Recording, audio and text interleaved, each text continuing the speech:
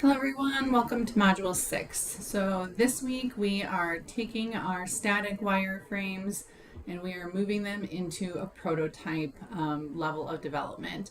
And the main difference between a wireframe, whether it's written on paper or created in software, and a prototype, which could actually also be created on paper, as you'll see in our online content in Module 6, or on Figma or another program, is the difference is interactability. So a wireframe is static, it's a layout, it's about getting your information architecture, your general your placement of things, where you might need to add content, where you think you're going to need visuals.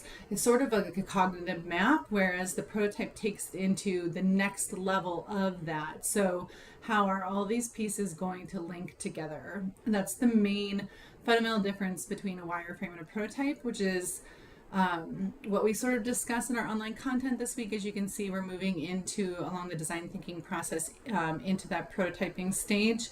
And the reason why we prototype, and the reason why we can prototype with even paper, and you'll see examples of that here shortly, is that we want to start getting user feedback. So this testing stage of the design thinking process is often very interconnected with the prototyping stage.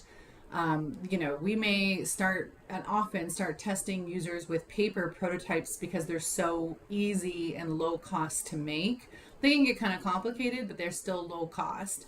And so because of that, we really want to get user feedback because there isn't anything better than that. And before we start moving down the line in terms of increased fidelity and development, which of course equates to increased cost, then we want to be getting user feedback, with those early prototypes.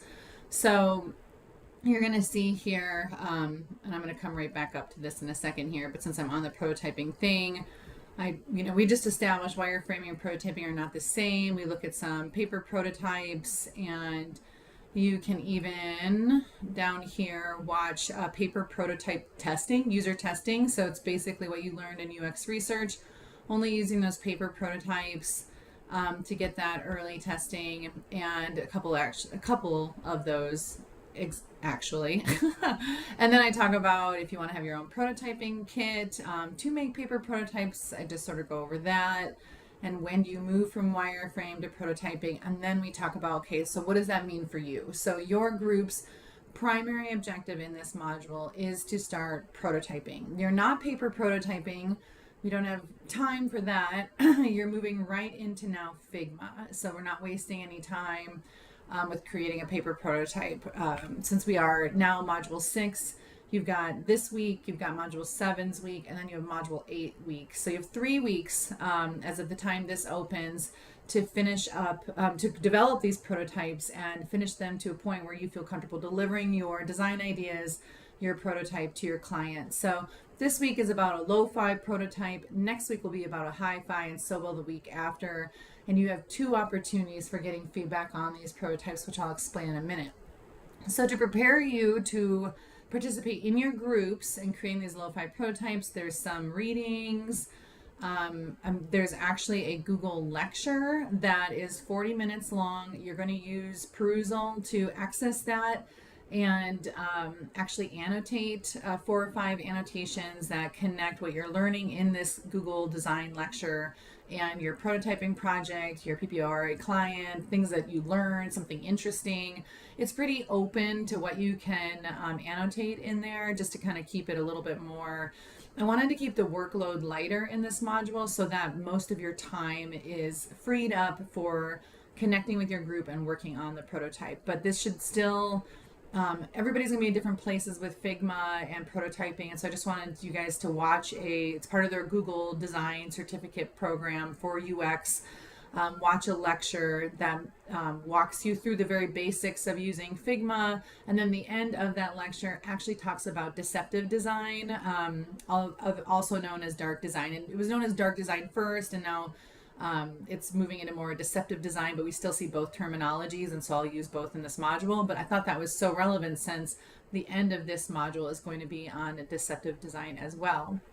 So, but to stay in prototypes for now, This is a little bit less relevant for you guys, but still kinda. Like when we design websites, it's really important to look at a lot of different kinds of websites. And they don't even need to be like a data hub website in order to be inspired, because especially if you're trying to be a little bit innovative or apply a creative design solution from another industry to your industry that maybe designers haven't thought about that cross usability, it's still valuable to look at other sites in other industries, consumer facing. I know that our users are experts and stakeholders and not so much the general public, and so that's why it's a little bit less relevant for you. However, still a very important part of the designing process is to be inspired by other designers. And so I just give you a bunch of different this is definitely not relevant for you, but I kept it in here anyways. Some design ideas for apps, because you never know. Best UX websites, trends in 2024, 2025, healthcare websites, award-winning websites, design tips from UX masters. Just play, just read, just look, just interact. And then you can even think about good designers and artists and creative thinkers will have an experience sometimes in their daily lives and be like, oh, I use this on this website that I use for this hobby or whatever it might be, but it helps me access a bunch of information, and I could actually see that working for PPORA's data hub. Or like our client suggested, the Kramer Library databases for you guys are, very info heavy, like how do we access and search information?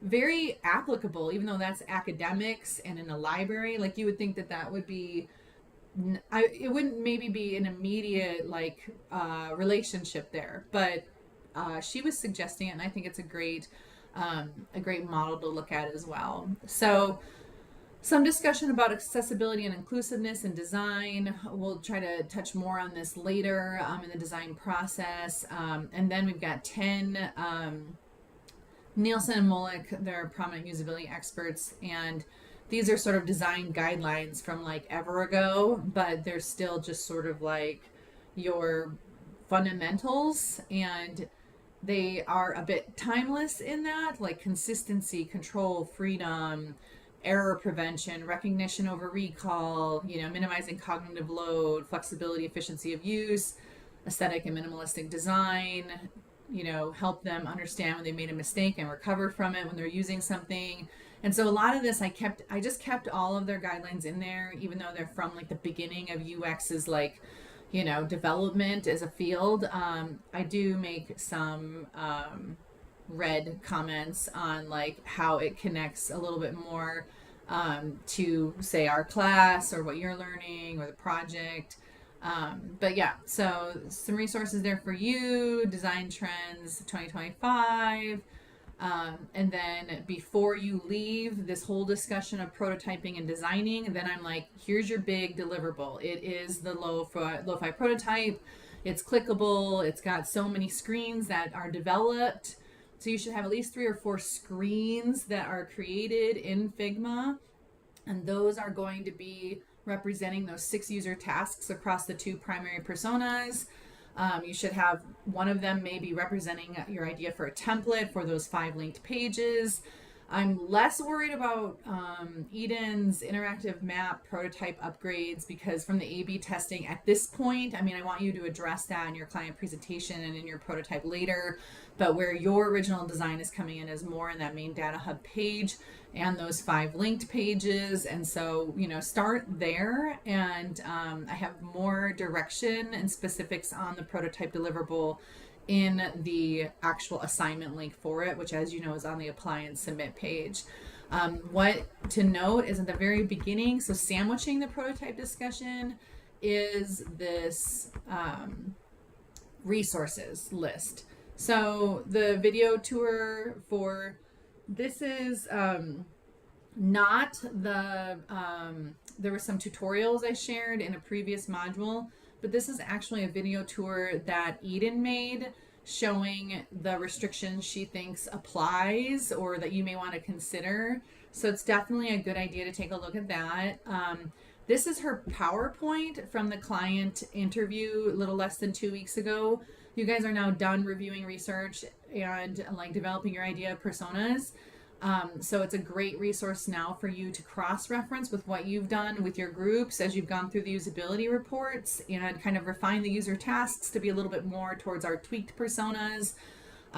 Great research from the fall, just making sure that it's in alignment with the like those correct personas that the client's looking for on the design side. And so some modifications to that, as we've discussed in class. I've supplied for you user tasks in your last module, module 5, and those were all like Eden created a list of possible user tasks for those persona groups that you could use as you develop your own, because I just wanted to kind of like shortcut some of the workload for you because she'd already done the research on it. So you probably saw that in module 5. I believe she talks a little bit about it in her PowerPoint. But the PowerPoint has a lot of great other information on the design changes that she would like to see, that the client would like to see. And then these are your branding guidelines again. So these are things that actually really apply for what you're doing here. And then you've got that prototyping deliverable, and that's the first 2/3 of this module. And then the last bit of this module is called UX design trickery, deceptive design, aka dark design.